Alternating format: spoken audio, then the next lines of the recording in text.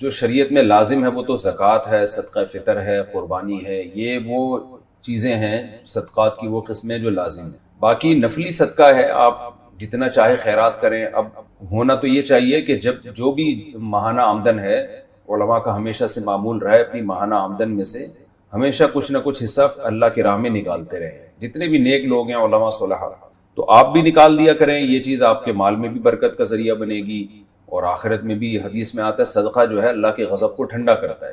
اب کتنا نکالیں؟ تو قول العفو، قرآن کہتا ہے کہ اضافی نکالو، جو آپ کی ضرورت سے زائد ہو، جو آپ کے جو بھی خرچے ہیں آپ کے، جو جس اسٹینڈرڈ کی آپ کی لائف ہے اس حساب سے جو آپ کو ضروری ہے بچانا، اس کے علاوہ جو اضافی ہے اس میں سے جتنا صدقہ کریں وہ اللہ نے آپ کو اختیار دیا ہے. تو اس میں شریعت نے کوئی حد بندی نہیں کی ہے.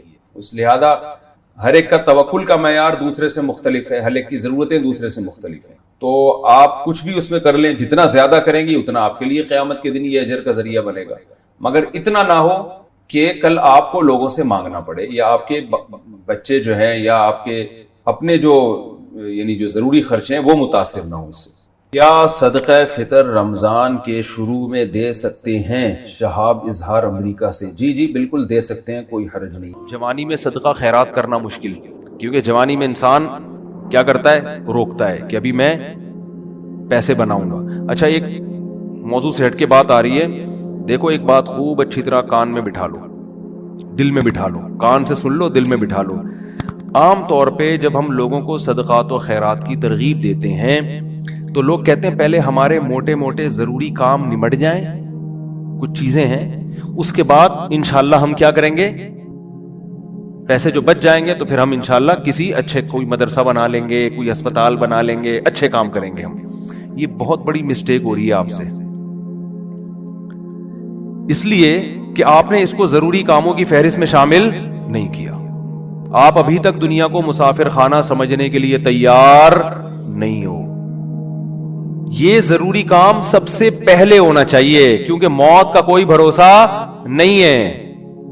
اور آخرت کے لیے صدقہ جاریہ کہ آپ کا کوئی ایسا اکاؤنٹ کھل جائے جو آخرت میں آپ کے کام آئے. کوئی ہسپتال بنا دیا، کوئی مدرسہ بنا دیا، کوئی کنواں کھدوا دیا، یتیم خانہ بنوا دیا، یہ یتیم خانے کے ساتھ تعاون کر دیا، یا کسی گھر کو پراپر بیس پر آپ نے کوئی بھی جو وہ تو بہت سارے مصارف ہیں نا.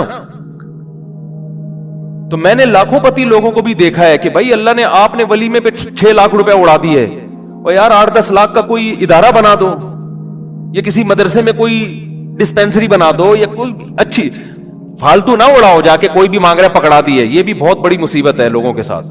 اب جیسے وہ عرب کا جو شیخ ہے نا، جو اس بھکاری اس کے ماں باپ کو دعائیں دے رہا تھا اور یہ پیسے دے رہا تھا، تو میں اس عرب کے پاس ہوتا، میں کہتا آپ صدقہ کریں مگر ایسے ہی نہیں کسی کو پکڑانا شروع کر دیں، کیونکہ اس سے جو مستحق ہوتے ہیں ان کا حق مارا جاتا ہے. آپ یہ دیکھیں کہ یہ واقعی مستحق بھی ہے یا نہیں ہے، ورنہ وہ کوئی بھی دعائیں دے کے پیسے نکالنا شروع کرے گا. ٹھیک ہے، اس کا جذبہ اچھا تھا، اللہ کرے اس کے ماں باپ کی مغفرت ہو گئی ہو، لیکن اصول جو شریعت نے بتایا ہے کہ پیسہ اللہ کی بہت بڑی نعمت ہے اور نعمت کو ضائع کرنے کی اجازت نہیں ہے. بہت سوچ سمجھ کے آپ نے خرچ کرنا ہے کہ مخلوق کو فائدہ زیادہ سے زیادہ ہو. کم سے کم انویسٹمنٹ میں زیادہ سے زیادہ فائدہ کیسے ہو سکتا ہے، پھر اس میں زیادہ انویسٹمنٹ کرو. جیسے دنیا کے بزنس کا اصول ہے نا کہ انویسٹمنٹ کوشش ہو کم سے کم اور پروفٹ زیادہ سے زیادہ. ایسا تھوڑی کوئی بھی کاروبار کے لیے 1 کروڑ مانگ رہا ہے، آپ نے کہا پکڑا دیا، چل دیکھا جائے گا کتنا پروفٹ آ رہا ہے. تو بھائی جو دنیا کی تجارت کا اصول ہے وہی اصول آخرت کا. تو آخرت کا اصول یہ ہے کہ جو 2 چیزیں اس میں فوکس کرنی ہے. انسانیت کی خدمت زیادہ سے زیادہ کس کام میں ہے؟ بعض کام ایسے انسانیت کی خدمت بہت ہے مگر ان کے اثرات زیادہ عرصے نہیں رہتے، پھر بھی یہ کام کرنا ہے، کیونکہ اس میں خدمت کیا ہے؟ جیسے بھوکے کو کھانا کھلانا. اب ایک آدمی کے پاس کھانے کے پیسے نہیں، علاج کے پیسے نہیں، تو مر جائے گا بیچارہ. بھوک کی تکلیف کون برداشت کر سکتا ہے؟ تو بھوکے کو کھانا کھلانا یہ بظاہر صدقہ جاریہ تو نہیں ہے، کیونکہ یہ زیادہ ٹائم تک چلے گا نہیں نا. کھانا کھا لیا، پیڑ بھر گیا، بس ختم. لیکن یہ خدمت بہت بڑی ہے، تو اس کو بھی فوکس کرنا ہے.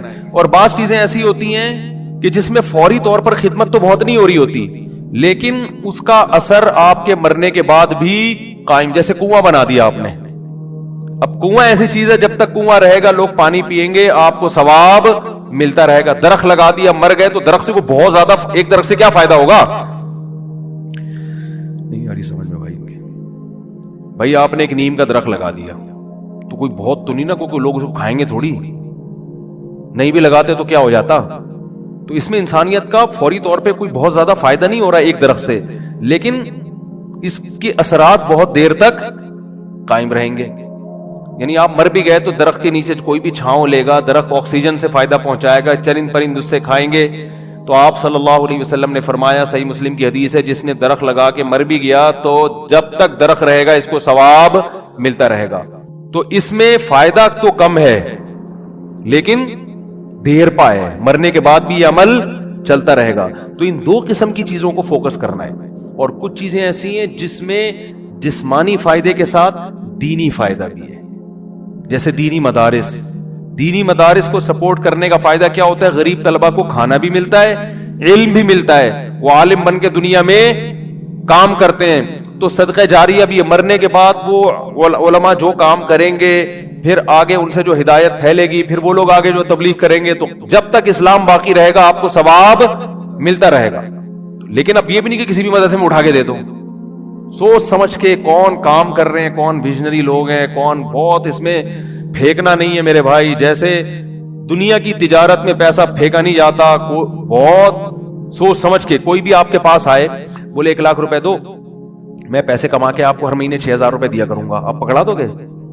ہیں انکوائری کرو گے بھائی 1 لاکھ کہاں, کون سا کاروبار آ گیا جس میں 1 لاکھ پہ آپ مجھے 10,000 دو گے یا 6,000 دو گے؟ وہ بتائے گا یہ ہے, اچھا مجھے دکان دکھاؤ چل کے. پھر جب آپ کو دکان دکھائے گا تو آپ کہو گے جب 1 لاکھ پہ آپ 6,000 کما سکتے ہو تو اپنے ہی لگا لو.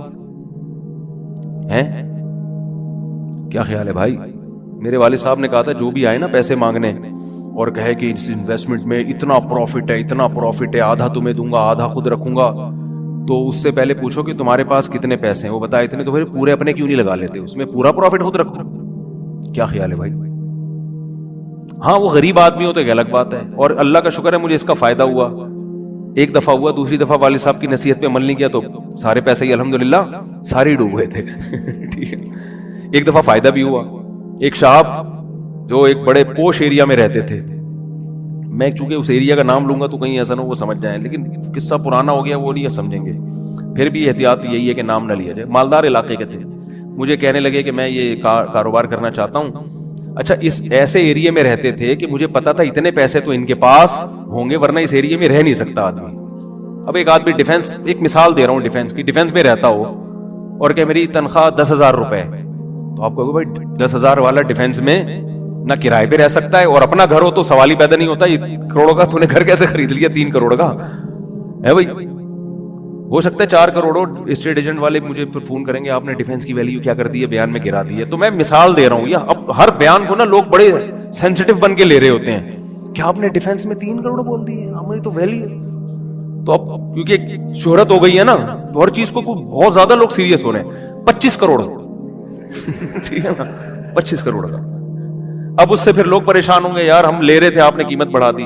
تو بھائی یہ محض ایک مثال ہے, مجھے نہیں پتا ڈیفنس میں قیمتیں کیا چل رہی ہیں, تو کچھ بھی لگا لو قیمت. تو آپ نے کیا کیا, بات کیا چل رہی تھی, ہاں بندہ میرے پاس آیا, رہتا پوش ایریا میں, مالدار علاقے میں, مجھے کہنے لگا آپ مجھے پیسے دو, میں یہ چیز خرید کے بیچوں گا, آدھا پروفٹ آپ کا آدھا میرا. تو مجھے ابا کی بات یاد آ گئی. میں نے کہا جو اتنے انویسٹمنٹ آپ مجھ سے کروا رہے ہو تو یہ چیز آپ خود خرید کے بیچ دو پورے پیسوں کی, پورا پروفٹ آپ کا, مجھے آدھا کیوں دے رہے ہو؟ انویسٹمنٹ جو مجھ سے کروا رہا ہے اور آدھا پروفٹ دے رہا ہے, اس کا مطلب وہ رسک لینے کے لیے تیار نہیں ہے. بولے ڈوبیں تو اس کے ڈوبیں, اس کا مطلب آپ کو خود پتا ہے کہ یقینی پروفٹ نہیں ہے. سمجھتے ہو کہ نہیں سمجھتے؟ تو کسی کو پیسے دینے سے پہلے جیسے انکوائری کرتے ہو نا, صدقہ خیرات سے پہلے بھی ایسے انکوائری کیا کرو, کیونکہ آپ کے پاس لامحدود رقم نہیں ہے. غیر مستحق کو دینے کا سب سے بڑا نقصان یہ کہ مستحق لوگ رہ جاتے ہیں. لوگ کہتے ہیں کسی غیر مستحق کو چلا گیا تو کیا ہے, او بھائی پھر اتنے پھر مستحقین رہ جائیں گے اس سے, اور ثواب کمانا ہے نا تو ثواب تو جب ہی ملے گا جب آپ کا پیسہ صحیح جگہ پہ جائے گا. جو غیر مستحق ہو اس کو ہدیہ دے دیا کرو بھائی دوستی یاری میں, کہ چل یار گفٹ ہے. بات آ رہی ہے سمجھ میں؟ تو یہ میں اہم پوائنٹ کی بات بتا رہا ہوں کہ 2 جگہ خرچ کرنا ہے, ضرورت اور دوسرا جس کا اثر دیر پاؤ. تو صدقہ جاریہ بھی اچھی چیز ہے اور انسانیت کی ضرورت پوری کرنا. آپ کہہ سکتے ہیں یار ایک بھوکے کو کھانا کھلا دیا, پیٹ بھر گیا, تو وہ تو بس ایک ثواب مخصوص مل گیا, تو اب تو ختم نا, صدقہ جاریہ تو قیامت تک رہتا ہے. یہ اس لیے بتا رہا ہوں کہ ہم بعض دفعہ لوگوں کو بتاتے ہیں کہ یار یہ دیکھو یہ غریب ہے, اس کو بیوہ ہے, اس کے گھر میں راشن ڈال دو, کہہ رہے ہیں نہیں ہم تو صدقہ جاریہ چاہتے ہیں. تو یاد رکھو صدقہ جاریہ کے اپنے فضائل ہیں کہ وہ چلتا رہے گا آپ کا, لیکن بھوکے کو کھانا کھلانے کے, اس کی ضرورت پوری کرنے کے اپنے, وہ ثواب تھوڑا ہے لیکن وزنی بہت ہے. وزنی کیسے؟ حدیث میں آتا ہے قیامت کے دن اللہ اعلان کریں گے, جب میدان حشر ہوگا نا, بہت سختی کا دن ہوگا, تو اللہ اعلان کریں گے کہاں ہیں وہ لوگ کہ جب میں بھوکا تھا تو انہوں نے مجھے کھانا کھلایا, میں پیاسا تھا تو انہوں نے مجھے پانی پلایا, آج ان بھوکوں کو میں کھلاؤں گا کیونکہ انہوں نے مجھے کھلایا تھا. جیسے ہوتا ہے نا, آپ کو بھوک لگ رہی تھی, کسی نے آپ کا اکرام کیا, تو اب آپ کو کہیں وہ بھوکا نظر آئے تو آپ سب سے پہلے اس کو کھلاؤ گے نا. یار میں ٹی وی میں آ رہا ہوں کیا ہے, تھک گئے ہیں تو بیان ختم کر دیتا ہوں, بس ویسے ہی بھی ختم ہونے والا ہے. دیکھو غیرت مند انسان کیا کرتا ہے, آپ بھوکے تھے, اور آسان مثال, آپ کی گاڑی میں پیٹرول ختم ہو گیا, آپ نے پیٹرول پمپ والے سے کہا یار تھوڑا سا ڈال دو, پیسے بعد میں دے دوں گا میں آپ کو, ابھی جیب میں ہے نہیں. اس نے کہا چل یار ڈال دیا پیٹرول, میں اپنے پیسوں سے ڈال رہا ہوں, جاؤ یار. ایک دن کیا ہوا, اتفاق سے آپ پیٹرول پمپ کے مالک بن گئے, وہ آیا گاڑی لے کے, پیٹرول نہیں ہے, لائن لگی ہوئی ہے, بہت سے غریب آ گئے بغیر پیٹرول کے نا ٹھیک ہے نا. اب آپ کے پاس محدود پیٹرول ہے, تو آپ کس کی گاڑی میں ڈالو گے؟ آپ اعلان کرو گے بھائی جنہوں نے میری بائک میں یا گاڑی میں پیٹرول ڈالا تھا نا, وہ بندہ آگے آ جائے, اس کو تو اس کی ضرورت تو پوری کرنی. تو ایک عام انسان جب یہ کام کرتا ہے تو اللہ تو غیور ہے بھائی, تو اللہ اعلان کرے گا بھوک اور پیاس میں لوگ تل ملا رہے ہوں گے, اللہ کہے گا سب سے پہلے ان کو کھلاؤں گا جنہوں نے جب میں بھوکا تھا مجھے کھلایا, جب میں پیاسا تھا مجھے پلایا. تو لوگ کہیں گے اللہ تو کہاں بھوکا ہو سکتا ہے؟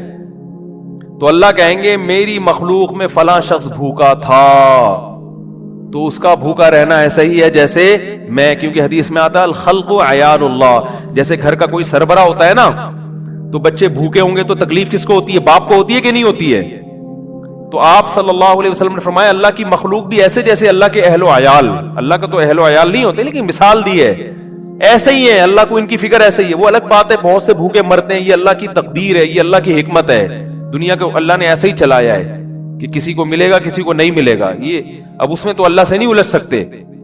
لیکن اللہ اعلان کرے گا کہ میری مخلوق میرا خاندان تھی, گویا کہ اللہ کا خاندان نہیں ہوتا, یعنی میرے ماتحت تھی, اور میں لوگوں کے ذریعے لوگوں کو کھلاتا ہوں, تو جب میں بھوکا تھا تو فلاں کا بھوکا ہونا ایسا ہی ہے جیسے میں بھوکا.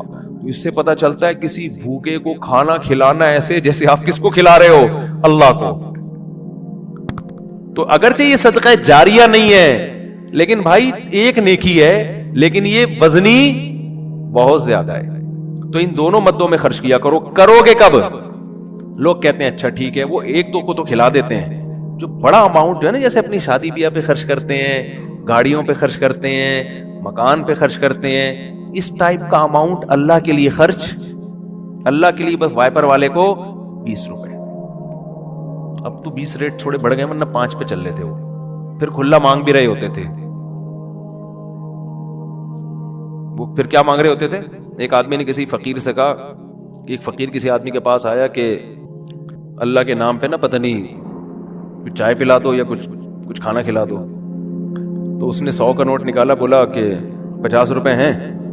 اس نے کہا ہاں. اس نے کہا 50 روپے دے گا واپس لے گا. اس نے کہا پہلے وہ اس سے پی لو جا کے.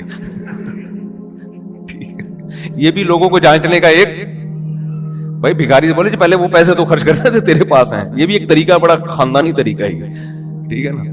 تو کیا بات کر رہے تھے یار, اصل میں آج میں اتنا صبح سے گھوم رہا ہوں نا, آج میں 1 منٹ کے لیے نہیں بیٹھا ہوں. صبح سے یہ کام وہ کام, ادھر ملاقات, ادھر جاؤ, فلاں ملتان سے آئے, فلاں خانے وال سے آئے, فلاں جماعت آئی ہوئی ہے, فلاں یہ ہو رہا ہے. کھوبڑی سارا دن گھوم گھوم کے نا جب بیان میں بیٹھتا ہوں تو وہ اتنے مختلف قسم کے سگنل آ رہے ہوتے ہیں کہ اس کو گچی سے پکڑنا کیا ہوتا ہے, بہت مشکل ہوتا ہے کہ یار پوائنٹ سے ہٹے نہیں.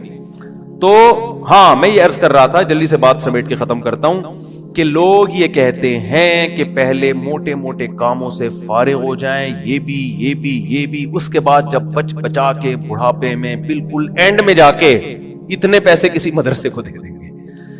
نبی صلی اللہ علیہ وسلم نے فرمایا انسان ساری زندگی، حدیث کا مفہوم ہے، مال جمع کر کے رکھتا ہے اور کہتا ہے کل خرچ کروں گا، پھر جب بڑھاپا آتا ہے کہتا ہے یہ فلاں کے لیے اور یہ فلاں کے لیے. فرمایا وقت کان علی فلان، اب تو وارثوں کا حق اس پہ ہو گیا. اب تو وارث کہیں گے ابا ہمیں محروم کرنے کے لیے، اپنی تو ساری عیاشی ابا نے کر لی.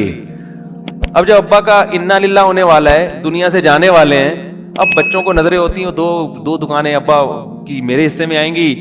چلو ابا سے ایسی لالچ تو نہیں کرنی چاہیے، لیکن بہرحال پتا ہے کہ یار چلو ابا نے بنائی اب ہمارے کام آئیں گی. اب ابا کیا کر رہے ہیں، فلاں 2 دکانیں مدرسے کو دے دو، فلاں فیکٹری کو دے دو، یتیم خانے کو دے دو. تو اس میں نقصان کس کا ہو رہا ہے؟ کیونکہ اب تو ابا کو ضرورت نہیں ہے. تو نہ کرنے سے یہ بھی پھر بھی بہتر ہے 1/3 کے اندر کہ بچوں کو نقصان نہ ہو. اگر بچوں کو نقصان ہو رہا ہے پھر تو یہ بالکل صحیح نہیں ہے. حدیث میں آتا ہے کہ آخر عمر میں نا اس طرح سے صدقہ کر دینا کہ بچے دوسروں کے محتاج بن جائیں. آپ صلی اللہ علیہ وسلم نے اس کی اجازت نہیں دی ہے. لیکن اگر بچوں کے لیے اتنا چھوڑ کے جا رہے ہو آخر عمر میں کہ وہ اپنے پاؤں پہ اچھی طرح کھائیں گے پیئیں گے، تو پھر 1/3 آپ صدقہ بھی کر سکتے ہیں، جائز ہے اور اس کا بھی ثواب ملے گا. لیکن میرے بھائی یہ خاندانی صدقہ نہیں کہلائے گا، اس لیے کہ آپ نے تو بھرپور عیاشی کر لی نا. آپ کی تو 4 شادیاں معذرت کے ساتھ ہو گئیں، ایک جس کی ہو گئی ان کی بات کر رہا ہوں، اور آپ کی تو جناب یہ بھی ہو گیا وہ بھی ہو گیا، سارے کام ولیموں پہ بھی اڑا دیا اور انویسٹمنٹ بھی دبا کے کر لی، کاروبار بھی ہو گیا، سب کچھ مزے تو اڑا لیے نا آپ نے. تو یہ نبی کی نظر میں افضل صدقہ نہیں ہے. افضل صدقہ یہ ہے، آپ صلی اللہ علیہ وسلم سے صحابی نے پوچھا یا رسول اللہ سب سے بہترین صدقہ کون سا ہے؟ آپ نے فرمایا وہ صدقہ ہے تأمل الغنا وتخشى الفقر، تمہیں امید ہو کہ اگر یہ پیسہ میں نے صدقہ نہیں کیا تو اس سے ڈبل بنا سکتا ہوں، پیسے سے پیسہ کما سکتا ہوں، یہ امید ہو، اس حال میں پیسہ صدقہ کرو. اور یہ بھی ڈر ہے کہ اگر کر دیا تو فیوچر میں غریب نہ ہو جاؤں. اس ملی جلی کنڈیشن میں جو صدقہ ہوگا نا وہ کیا کہلائے گا؟ خاندانی صدقہ. سمجھ میں نہیں آ رہی بات؟ تو اس لیے صدقات و خیرات میں یہ نہیں کہہ رہا، یہ تو حدیث میں بھی منع ہے کہ اتنا کر دینا کہ کل لوگوں کے محتاج بن جائیں، یہ تو جائز ہی نہیں ہے نا. کہ اپنے ضروری جو بیوی بچوں کے ہیں وہ تو بہرحال، لیکن صرف اتنا کر لیں کہ آپ جب یہ کہتے ہیں نا کہ میرے یہ چند ضروری کام ہو جائیں تو پھر میں یہ کروں گا، یہ الفاظ غلط ہیں. آپ یہ کہیں کہ میرے چند ضروری کاموں میں ایک اہم ترین کام یہ بھی ہے، تو یہ والا کام بھی ان ضروری کاموں کی طرح ترجیحی بنیادوں پہ کرنا ہے. اور یہ چند ضروری کام جن میں یہ بھی ہو جائیں تو پھر میں کیا ہو جاؤں گا؟ فری، پھر میری مرضی میں جہاں چاہے صدقہ کروں. بہت مشکل ہے بات سمجھانا. تو بڑی انویسٹمنٹ جیسے بزنس پہ کرتے ہیں، بڑی انویسٹمنٹ جیسے شادی پہ کرتے ہیں، بڑی انویسٹمنٹ جیسے اپنے بچوں کی ایجوکیشن پہ کرتے ہیں، ایسے ہی ایک آدھ بڑی انویسٹمنٹ آخرت کے لیے بھی کرنی چاہیے. سمجھا پا رہا ہوں اپنی بات کو؟ لیکن وہ خاندانی انویسٹمنٹ ہو، مرے تو پتہ چلے کہ یار ایک ہسپتال ہے چل رہا ہے بھائی غریبوں کے لیے. سمجھتے ہو گے نہیں سمجھتے ہو؟ دیکھو گورے بھی بڑی بڑی انویسٹمنٹ کرتے ہیں لیکن ان کا کوئی بچوں کا ان پہ ٹینشن نہیں ہوتی نا، نہ بیوہ کا خیال ہے ان کو، نہ بچوں کا خیال ہے. آپ کے لیے صدقہ کرو گے ثواب ملے گا، کیونکہ آپ تو پوری فوج چھوڑ کے جا رہے ہو. اگر میرے بیان سنتے ہو کیا خیال ہے؟ ٹھیک ہے نا، پوری فوج ہے آپ کی. تو دونوں. اور پھر عجیب بات ہے، آپ نے اس نیت سے نہیں کرنا کہ ریٹرن ملے گا، اسی نیت سے کرنا ہے کہ میں نے جو خرچ کیا وہ گیا، ختم، بس دنیا میں نیکی کر دریا میں ڈال. لیکن ویسے میں ایک جنرل نالج کے لیے بتا رہا ہوں کہ اللہ ڈبل کر کے دیتا ہے واپس، بلکہ اور بڑھاتا ہے. پھر دیتے جاؤ گے بڑھاتا جائے گا، دیتے جاؤ گے حدیث میں آتا ہے ما نقصت صدقۃ من مال، صدقے سے مال میں کبھی بھی کمی نہیں ہوتی نہیں ہے. لیکن آپ نے یہ نیت نہیں کرنی، آپ نے یہ نیت کرنی ہے کہ میں دے رہا ہوں اور مجھے نقصان نہیں ہوگا اس کا، میرا کاروبار بھی کم ہو جائے گا اور میرے گھر میں بھی تھوڑا خرچہ کیا ہو جائے گا. یعنی میری اپنی بیوی بچوں سے تو خرچہ مت روکو، ان کو نہ بھیڑ چڑھاؤ اپنے توکل کی، ٹھیک ہے نا. اپنا میری گاڑی تھوڑی سی سستی ہو جائے گی، یہ ہو جائے گا وہ ہو جائے گا، اپنے اوپر تو رکھ کے سب کچھ کرو. یہ نیت یہی کرو کہ یار کمی ہو جائے گا. لیکن ویسے میں جنرل نالج کے لیے بتا رہا ہوں کم ہوتا نہیں، کیونکہ اگر آپ نے نیت یہ کر لی نا کہ بڑھ جائے گا، پھر نہیں بڑھے گا، پھر نہیں بڑھے گا. اور اس میں بات جا کے کمپلیٹ ہو جائے. لیکن اس میں آپ نے یہ دیکھنا ہے آپ میں توکل کتنا ہے. صحیح ہے نا. کل آزمائش آئی تو ایسا نا یار مجھ سے آپ کا بیان ہی گلے پڑ گیا یار, تو کوئی بات نہیں, پہلے یہ والے بھی کر لو پھر کر لو, تو خاندانی نہ ہو, غیر خاندانی صدقہ بھی ہو تو چلو صدقہ تو ہو گیا نا. تو خاندانی صدقے کے لیے تھوڑی سی کھوپڑی بھی خاندانی ہونی چاہیے, تو یہ ظرف بھی ہونا چاہیے اسی حساب سے, تو اپنی حیثیت دیکھ کے. لیکن میرا مقصد صرف یہ ہے کہ یار کچھ تو انویسٹمنٹ آخرت کے لیے بھی جوانی میں جب آپ کو ضرورت ہے, بڑھاپے کے لیے نہ رکھو. بڑھاپے میں اللہ اور توفیق دے دے گا. اور صدقہ ایسی چیز ہے جس کو ایک دفعہ عادت پڑتی ہے نا پھر ہاتھ رکتا نہیں ہے اس کا. آدمی بعض دفعہ ایک بڑا اماؤنٹ خرچ کرتا ہے کہ یار یہ میں بڑا اماؤنٹ خرچ کر رہا ہوں بس تاکہ ایک دفعہ ہو جائے, کل مروں کوئی بھروسہ نہیں, کل مر جاؤں تو صدقہ جاریہ ہوگا. تو ایک دفعہ کرو گے نا, عادت ایسی پڑتی ہے اس کی, پھر کل دوبارہ یہ سوچ کے دوبارہ کرو گے. یہ اللہ کی طرف سے ایک نعمت ہے کہ جو کرتا ہے پھر اللہ اس کو صدقے کرنے کی توفیق دیتا رہتا ہے. تو یہ سب سوچ سمجھ کے. تو ہاں اچھا, اس میں پھر دو کام کرنے ہیں. کچھ صدقے تو پبلک کو دکھا کے کرنے ہیں, اپنے بچوں کو بھی بتاؤ, بیوی کو بھی بچاؤ, بھائی کو بھی بتاؤ, رشتہ داروں کو بھی بتاؤ. کیونکہ قرآن میں جگہ جگہ آتا ہے کہ نیک لوگ چھپا کے بھی صدقہ کرتے ہیں اور علانیت. دکھانے کا فائدہ یہ ہوگا پبلک کو ترغیب ہوگی کہ یار اس نے جب یہ اسپتال بنا سکتا ہے, مدرسہ بنا سکتا ہے, یتیموں کی مدد کر سکتا ہے اور نہیں مرا ماشاءاللہ کھا رہا ہے, کچھ ہمیں بھی عبرت حاصل ہوگی کہ نہیں ہوگی. بچوں کو جب بتاؤ گے تو بچے کہیں گے یار میرے باپ نے اتنا کچھ کیا. جب وہ باپ بنیں گے تو ان کا بھی دل چاہے گا. تبھی میں لوگوں سے کہتا ہوں اپنی بہنوں پہ خرچ کیا کرو لفافے میں, اور بچے کو بتاؤ دیکھو میں نے پھپھو کو تمہاری اتنے پیسے دیے, شو مارنے کے لیے نہیں, تاکہ وہ بھی آپ کی بہنوں آپ کی بیٹیوں پہ, جب آپ اپنی بہنوں پہ اپنی اولاد کے سامنے خرچ کرو گے تو آپ کا بیٹے کو خیال ہوگا کہ یار مجھے بھی جب میری ارننگ آئے گی تو مجھے بھی اپنی بہنوں کا خیال کرنا ہے. ہماری یہ پرمپرا ہے, ہمارے خاندان میں مرد عورتوں کا خیال کرتے ہیں. آپ کیا کرتے ہو, کبھی ایک دھیلا بچے نے نہیں دیکھا کہ آپ کی جیب سے اس کی پھپھو کے لیے نکل رہا ہو, ٹھیک ہے نا. نصیحتیں آپ کی صبح شام ماشاءاللہ ہول سیل کے حساب سے چلتی رہتی. بچے کو سمجھاتے رہتے ہو غریبوں کا خیال کیا کرو, بوڑھے ماں باپ کا خیال کیا کرو. بچے کو پتا ہے فری پھوکٹ کی نصیحتوں کے علاوہ ابا کے پاس کوئی کام نہیں. فری پھوکٹ کی نصیحت, جب آئیں گے گھر میں ٹارزن بن کے, کہتے تو نہیں ہے لیکن دل میں یہی ہوتا ہے, یہ کر لو, یوں نماز کیوں نہیں پڑھتا, یہ کیوں نہیں کرتا, یوں کیوں نہیں, ویڈیو گیم کھیلتا رہتا, پٹاخ تھپڑ لگایا, یہ کر رہا ہے وہ کر رہا ہے. بچے کو پتا ہے ابا کے پاس فری پھوکٹ کی نصیحتوں کے علاوہ, وہ ہمارا فلاں ماموں بیمار تھے, ابا نے ایک دھیلا نہیں نکالا جیب سے. امی کی طبیعت خراب ہوتی ہے تو ابا کے پاس ہسپتال لے جانے کا ٹائم نہیں ہے. نصیحتیں جتنی مرضی کروا لو, نصیحتیں بھی کریں لیکن نصیحت سے زیادہ عمل. بات آ رہی ہے سمجھ میں. ایک صاحب تھے وہ نا بہت زیادہ صدقہ کرتے تھے, امریکہ میں ہیں وہ. میں نے ان سے پوچھا, میں نے کہا یار آپ ہر مہینے کچھ نہ کچھ کرتے رہتے ہو اتنی, اور وہ ایسی قوم سے تھے جو کنجوسی میں مشہور ہے. میں نے ان سے پوچھا آپ کی قوم کیا ہے, میرا خیال تھا کوئی سید ہاشمی قریشی ہوں گے, کوئی وہاں کے مکہ مدینہ کے اتنے سخی. تو انہوں نے کہا یار ہم وہ قوم کا نام لیا جو کنجوسی میں جس پہ لطیفے بنے ہوئے. میں نے کہا اس قوم کے ہو کے آپ اتنے ماشاءاللہ. تو انہوں نے کہا یار میرے باپ کو ہم نے بہت صدقہ کرتے ہوئے دیکھا ہے, تو بس ہم نے ابا سے سیکھی, ہماری یہ بلڈ میں یہ چیز شامل ہو گئی ہے, نہیں کرے تو ہمیں سکون نہیں ملتا. میں نے کہا یار بڑے خاندانی ہو.